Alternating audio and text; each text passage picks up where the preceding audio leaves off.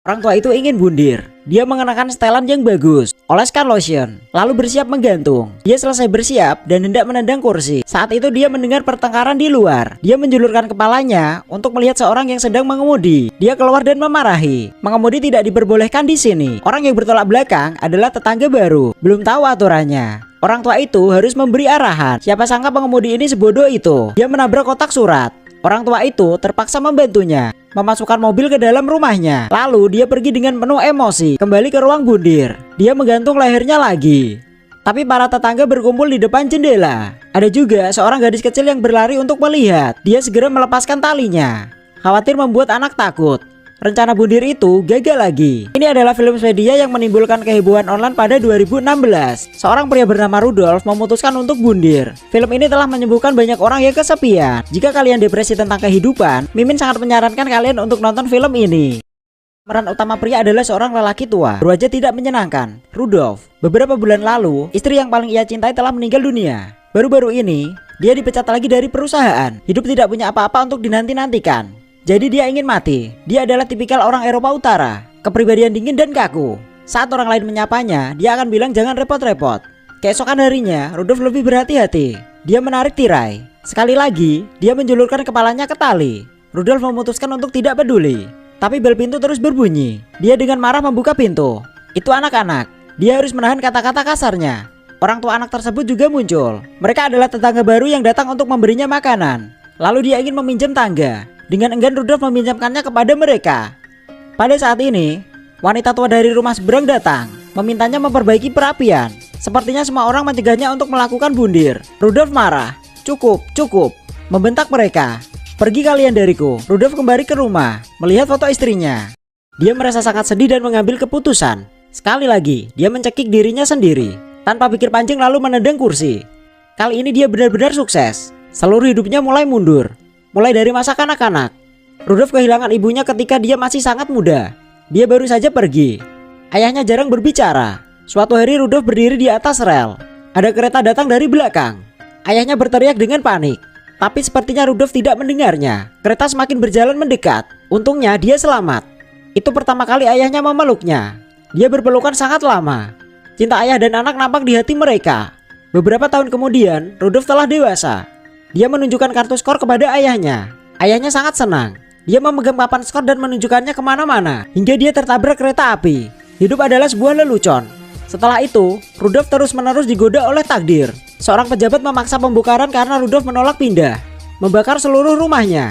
Rudolf menjadi tunawisma.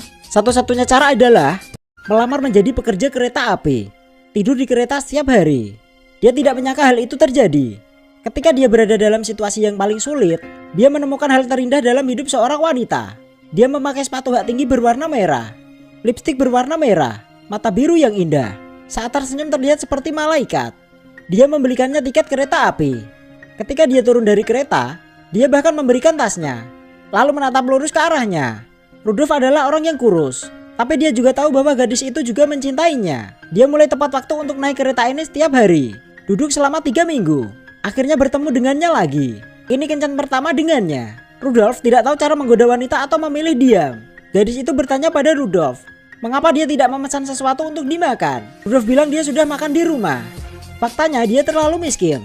Uangnya cukup untuk membayar 1 kali makan. Dia berkata jujur. Katanya rumahnya terbakar. Dia kehilangan segalanya. Setelah itu dia menjadi canggung dan mencoba pergi. Terima kasih. Makan malam ini luar biasa. Gadis itu langsung menciumnya. Keduanya mengerti Tuhan memberinya malaikat. Kembali ke usia tua. Kali ini talinya putus. Dia tidak meninggoy. Rudolf memutuskan untuk mengubah hidupnya ke cara lain. Ia pergi ke rumah tetangga wanita tua itu untuk meminjam pipa air. Basa-basi bantu dia memperbaiki perapian. Di rumahnya ada seorang lelaki tua yang terkena stroke. Apakah teman lamamu? Meskipun tidak ada seorang pun di sekitar, Rudolf berbicara dengan teman lamanya. Dunia semakin buruk. Hati manusia tidak sama lagi seperti dulu. Basa-basi bantu dia memperbaiki perapian. Saat ini, wanita tua itu berbalik dan berbicara kepadanya. Jangan melihat suamiku seperti itu. Sebenarnya dia mengerti segalanya. Rudolf terkejut, lalu bergegas pergi. Tetapi teman lamanya mengambil pipa air. Begitulah cengkeraman orang lumpuh. Cuacanya sangat hangat, tapi Rudolf tidak menyadarinya. Kembali ke rumah dan memulai upaya bundir kelima. Kali ini bundir menggunakan gas buang mobil. Rudolf bersiul. Dia berpikir kali ini dia pasti akan berhasil, karena ini garasinya sendiri. Tidak ada yang mengganggu. Rudolf menutup matanya lagi. Tapi sesaat kemudian tiba-tiba seseorang menggedor garasinya. Rudolf bergegas keluar dengan emosi. Ternyata suami tetangga itu terjatuh. Dia pergi memohon pada Rudolf agar membawanya dan kedua putrinya ke rumah sakit. Rudolf terpaksa menyetujuinya. Rencana bundirnya sekali lagi gagal. Saat di rumah sakit, wanita itu sendiri yang menjaga suaminya. Minta Rudolf untuk mengasuh kedua putrinya. Rudolf terpaksa menyetujuinya. Kedua anak perempuan itu sangat bosan. Rudolf juga bercerita kepada dua anak itu, membuat para gadis tertawa. Tanpa diduga, gadis kecil itu mengucapkan terima kasih karena telah berada di sisinya. Lalu peluk dia dengan sangat hangat. Saat ini Rudolf tidak ingin mati. Lain waktu dia belajar dari pengalaman, mengubah lokasi bundir menjadi stasiun kereta. Kereta tiba, tapi dia tidak menyangka ada orang yang lebih cepat darinya. Rudolf terkejut. Rudolf terpaksa menyetujuinya. Semua orang di sekitar cuek. Bahkan ada orang yang menggunakan ponselnya untuk merekam. Dia tidak tahan, lalu bergegas maju. Tarik pria itu ke atas. Kereta semakin bergerak mendekat. Rudolf berjalan ke tengah rel. Sudah waktunya. Tapi sekarang dia tiba-tiba melihat dirinya sebagai seorang anak kecil. Dia ingat ayahnya. Ayahnya pernah mengajarinya untuk menjauhi kereta api. Tapi ayahnya juga meninggal karena kereta. Tetapi di menit-menit terakhir, Rudolf mengulurkan tangannya. Dia pun selamat. Rencana bundir itu gagal lagi. Percobaan bundir ke-7, Rudolf memutuskan untuk menggunakan senapan. Segera keluarkan pistolnya. Kucing itu melihat. Dia harus menyalakan radio agar kucing itu tidak takut. Dia juga menggunakan bungkus plastik untuk menutupi kamarnya agar kucing tidak terkena darah. Dia mengarahkan pistolnya ke dagunya, lalu ke dahi lagi. Terdengar ketukan di pintu, lalu ke dahi lagi. Dia mengambil pistol dan segera keluar. Ternyata di depan pintu adalah murid istrinya. Dia meminta Rudolf untuk melindungi temannya. Karena dia diusir dari rumah oleh keluarganya, Rudolf mengumpat dengan keras. Tapi menurutnya dia menyedihkan. Jadi dia memberinya perlindungan. Keesokan paginya, pemuda itu bahkan memasak sarapan untuknya. Juga buatkan makanan kucing. Ini adalah pertama kalinya dalam setengah tahun Rudolf sarapan bersama orang lain. Dia mulai berkeliling. Namun pemuda itu ingin pergi bersamanya. Bukan hanya dia, bahkan kucingnya pun juga. Baru setengah jalan, pria lain juga mengikuti. Teman Rudolf bertambah. Tak lama kemudian, Rudolf diberitahu oleh pemuda itu, teman lamanya yang terkena stroke akan dikirim ke panti jompo. Karena beberapa panti jompo di Eropa perlu pasien untuk mendapatkan dana. Rudolf sangat marah. Padahal sempat ada konflik dengan teman lama. Tapi Rudolf tidak bisa membiarkan dia diintimidasi. Dia memutuskan untuk membantu. Dia mulai menelpon kemana-mana, menulis surat di mana-mana. Namun semuanya sia-sia. Lingkungan sekitar sangat tidak bersahabat. Dia hampir ingin menyerah. Saat itu tetangganya memberitahunya kenapa dia tidak ingin mencari bantuan. Tidak ada seorang pun yang mampu memikul semuanya sendirian.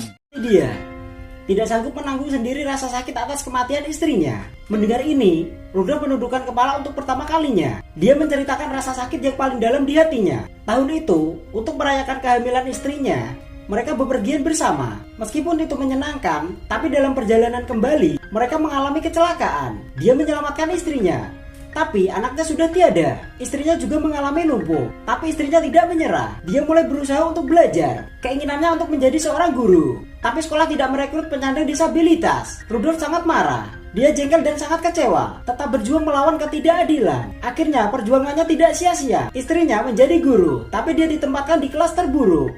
Tapi dia benar-benar guru yang baik. Telah melatih banyak siswa bermasalah untuk menjadi anak muda yang produktif. Dia adalah malaikat cantik dengan kaki lumpuh. Tapi dia memancarkan kekuatan yang sangat besar. Sembuhkan semuanya. Kemudian dia jatuh sakit dan meninggal. Rudolf menjadi kesepian. Kembali ke masa sekarang, Rudolf berdiri lagi. Dia memutuskan untuk berjuang tanpa kenal lelah seperti di masa mudanya. Keesokan harinya, penghuni panti jompo tiba. Tapi ketika mereka puas, seorang reporter wanita tiba-tiba keluar ditelepon oleh Rudolf. Dia memberitahu para pendatang bahwa dia memiliki bukti korupsi mereka. Para pria berkemeja putih itu akhirnya harus goyah. Kali ini Rudolf menang. Bukan hanya karena kekuatannya sendiri, tapi juga karena teman-temannya. Dia memiliki koneksi baru dengan dunia. Dia tidak lagi ingin bundir. Tak lama kemudian, anak keempat tetangga itu lahir. Rudolf memeluk anak itu seperti seorang kakek. Penyesalan terbesarnya dalam hidup adalah tidak memiliki anak. Tapi sekarang anak manapun bisa menjadi anaknya. Itulah cinta Rudolf yang luar biasa. Suatu hari, para tetangga mengetahui bahwa Rudolf tidak pergi ke pintu untuk membersihkan salju. Mereka bergegas masuk ke rumah Rudolf. Benar saja, mereka menemukannya sedang tidur nyenyak di tempat tidur. Rudolf akhirnya pergi jauh, tinggalkan dunia. Tapi itu adalah kepergian yang wajar. Dia dulunya adalah orang tua yang kesepian. Namun hari itu gereja dipenuhi orang. Semua orang datang menemuinya untuk terakhir kalinya. Di akhir hidup Rudolf, Ia tidak lagi hidup untuk dirinya sendiri, tapi hidupnya untuk kebahagiaan orang lain.